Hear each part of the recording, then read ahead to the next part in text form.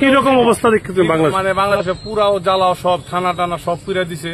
আমরা হিন্দুরা লেগে সমস্যা, আমি আইএফসি দেখেন, এরপরে মনে করেন হুজুররা এই সব থানা টানা মন্দিরও আগুন লাগাই দিছে। তারপরে তা মনে করেন যে স্কুলে এটা সব যা আছে পুরা টুরা পরিষ্কার। এরপরে সরকারি যত স্থাপনা আছে সব পুরা লেছে। আপনি কি বাংলাদেশের? আমি বাংলাদেশি। কোন জায়গা? বাংলাদেশ কোন জায়গা? ব্রাহ্মণবাড়িয়া।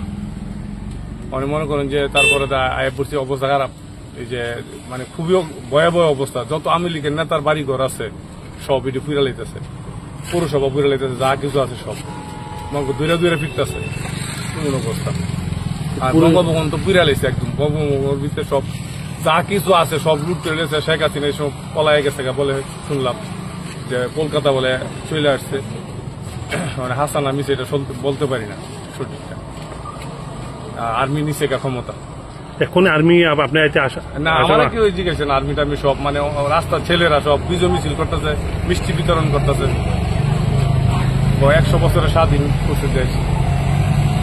আমি কি অবস্থায় আছি, আমার কাপড় টাপড় ব্যাগে, ফ্যামিলি আমার বাংলাদেশ, আমার ছোট ভাইটা নারায়ণপুর। আমি এলাকায় আইলাম আর কি 4-5 দিন পরে আবার যাবো আর কি, একটু ঠান্ডা হয়ে আসার।